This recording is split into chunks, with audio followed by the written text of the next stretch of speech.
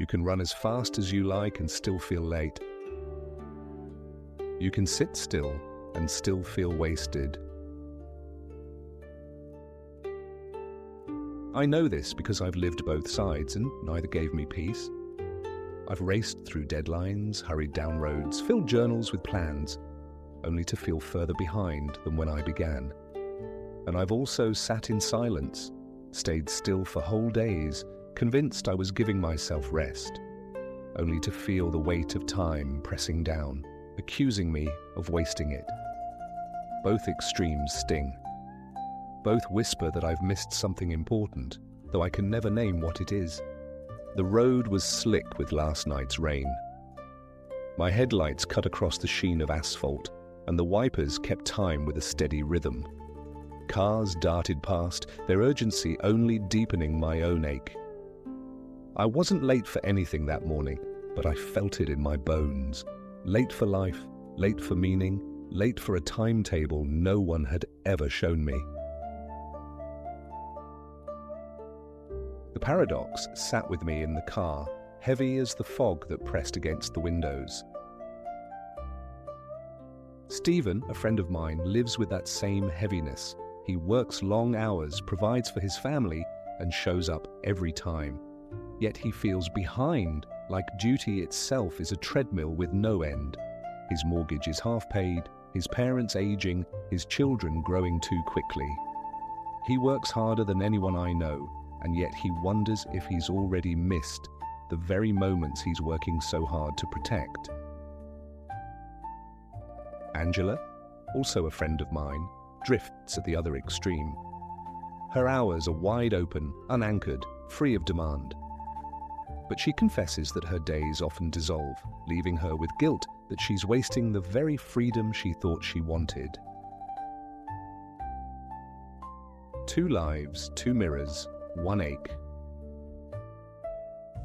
I think of a woman I once saw in a cafe, scrolling through her phone with a sigh that carried the weight of defeat. I feel like I already lost the race and I never even started running. A few weeks later, Stephen muttered something nearly identical. I work every day and I'm still falling behind. The words were different, but the ache was the same. The truth is, I felt this ache in the quietest of moments. Sitting at my kitchen table with the morning sun warming the wood, a mug of tea cooling in my hand, and still the thought rising, "You're late." For what? I don't know. But the thought comes anyway. Maybe you've heard it too. That evening I parked at the Overlook. Mist rose from the valley, curling in its own rhythm, each strand lifting at its own pace. Not one seemed late, not one wasted. I pressed my palm against the window, the cool seeping through to my skin. And the question lingered, unanswered. If there is no timetable, why do I carry the ache of lateness as if it were truth? I once missed a wedding, not the whole thing. I made it to the reception, but the ceremony, the moment that mattered, I lost. Traffic was merciless that day. Brake lights stretched endlessly, red beads strung across the highway. I ran from the car to the hall, shoes squeaking, tie crooked, chest heaving. By the time I pushed through the doors, it was over. The vows had been spoken, the rings exchanged. Guests stood and clapped, the sound of scraping chairs filling the space. I thought my shame was in missing the ritual. Only later did I realize what I had truly missed, the father's quiet tear as he gave his daughter away. He wasn't a man who cried, stoic, steady, the kind of figure everyone leaned on. But in that second, a crack opened, a single tear slipped free, carrying decades of love, sacrifice, and the grief of letting go. And I wasn't there. I thought lateness meant missing the form. It meant missing the soul. That absence stayed with me. Not as guilt, but as a haunting reminder of how lateness steals not hours, but presence. Rushing so hard to arrive, I had blinded myself to what mattered. Stephen knows this feeling in his own way. He attends his children's games, but the hum of his phone pulls him away. He drives his parents to appointments, but his mind loops around work left undone. He is present, yet absent. Angela floats freely, drifting from cafes to friendships to nights without anchor, but later admits whole weeks dissolve without memory. Both think they are living differently, but they share the same lateness. One blinded by rushing, the other numbed by drifting. Rushing doesn't bring you closer, it blinds you. Stillness, when empty of noticing, doesn't restore, it numbs you. That's the paradox I keep learning and forgetting. After the reception, I sat in my car, shoes damp, tie loosened, staring at the wheel. The hum of the engine filled the silence, and I whispered words I've never forgotten. You'll never get that back. Not the vows, not the tear, not the single second that was alive. Stephen once asked me, "Do you ever feel like no matter what you do, you're already behind?" Angela once sighed, "Do you ever feel like the day is wasted before it begins?" Different voices, different lives, the same emptiness. For years I ran faster, crammed more into every day, filled every margin with effort. The result was never enough. The emptiness waited for me each night, no matter how much I'd achieved. Time isn't lost, it's only unseen. I resisted this truth for years. I blamed work, circumstance, even fate for stealing time from me. But time had never left. It sat quietly in the pauses I ignored, in the tear I didn't see, in the silence I rushed past, in the breath I refused to notice. The ache was not the theft of time, the ache was blindness. I've come across perspectives that have stayed with me, that moments are fragile, that the right time has nothing to do with clocks, that rivers flow without hurry, yet never waste themselves, that meaning isn't waiting out there but made here, in the act of attention. I don't treat these as lessons, but as companions. They echo what I've lived, that the ache of lateness has less to do with time itself, and more to do with my refusal to enter it. Running faster doesn't bring you closer. It only blinds you to where you are. Stillness wasted is no worse than rushing wasted. Presence is the only cure for lateness. The race was never real. These are the lines I find myself scribbling again and again as reminders.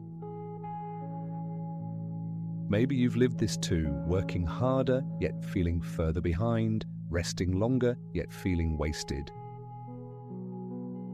Perhaps you've wondered what's left if both extremes fail.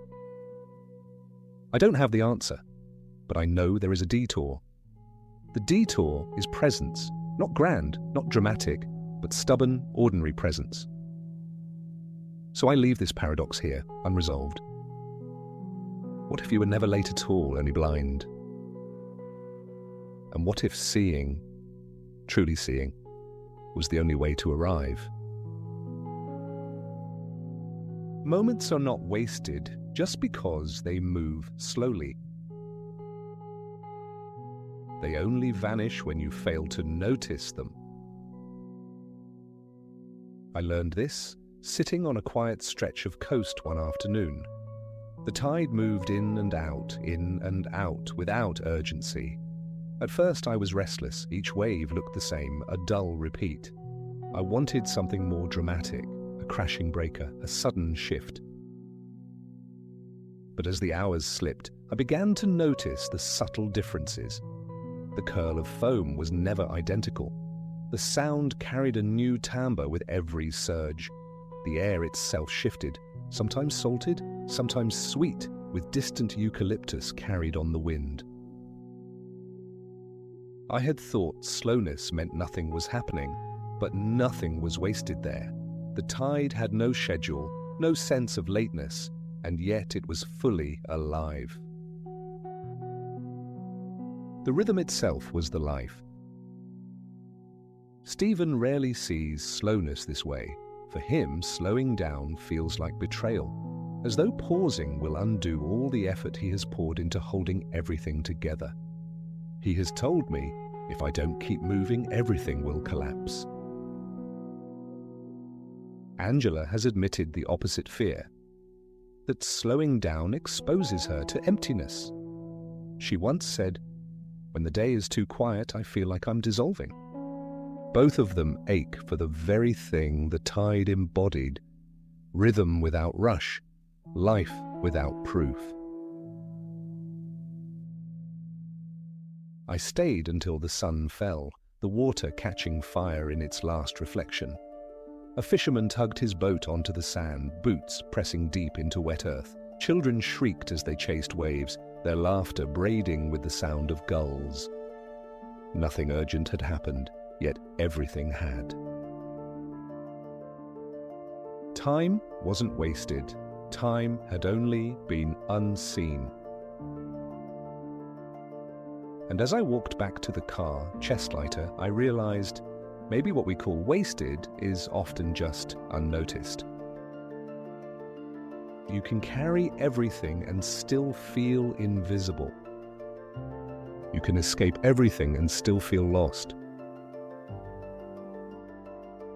Both are prisons, though they pretend to be opposites. Stephen shoulders it all, the work, the bills, the family. He shows up every time, never falters. And yet he confesses that the more he carries, the less he feels seen. His words lingered with me. It feels like the more I do, the more invisible I become. Angela slips free of expectations, yet her voice carries its own ache. She once admitted, "I wake up with endless freedom, and by evening it feels like I've wasted another day." Duty can erase, freedom can dissolve, and both end in absence. I've lived both ends. I chased obligation until I was nothing more than my reliability, and then I fled it until I was nothing more than my drifting.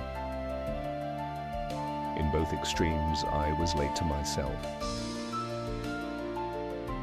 The detour lies somewhere quieter. Responsibility doesn't have to erase you. It can root you if you notice yourself inside it. Freedom doesn't have to scatter you. It can deepen you if you remain awake inside it. The middle path is not compromise, it is paradox. Duty can be freedom. Freedom can be anchor. Maybe time isn't measured by motion at all, but by presence. I've come to believe that when you carry with presence, you are not invisible. And when you rest with presence, you are not wasted. The blur breaks and time opens again. So I ask myself often, what would it feel like to stop proving I'm not late? What would it feel like to notice this moment as if it were the first or the last? I think that's the detour. Not faster, not freer, just here. You were never late. You were already here. That sentence lingers with me as I drive through the last of the night's rain. The road bends ahead, headlights cutting through mist. Wipers sweep in their steady rhythm. The ache that once told me I was late softens into something gentler. Not arrival, not conclusion, but presence. I think back to the wedding I missed, the father's tears I never saw. I think of the tide, rolling endlessly, not hurrying, not wasting. I think of Stephen rushing through days, Angela drifting through nights, both chasing something they already carry. The landscape feels wide and unhurried, as if the world itself has stopped measuring me. For so long, I believed lateness was proof of loss, that falling behind meant my life was already slipping through my hands. But lateness is only a story told by clocks, and clocks do not know how to see. When I stop listening to their accusations, I notice something else. Every pause still holds its own weight, every delay its own gift. The slow mornings I once cursed, the detours I once resented, they weren't wasted at all. They were life, unfolding in a rhythm that didn't belong to anyone else. I remember a time I rushed to arrive at a celebration, panicked by the thought of missing it. And yet, the moment that mattered wasn't the formal beginning. It was the tear on a father's cheek, caught in an unguarded second. I almost missed it, not because I was late, but because I was rushing. That taught me something clocks never will. Presence is arrival. The road bends forward, hidden just beyond sight. I do not need to prove I've reached it in time. What matters is that I see what is here before the bend. And so I breathe into the quiet and say softly, maybe I was never late at all. Maybe I only forgot how to look. And maybe looking, fully, simply, here is all the arrival I ever needed.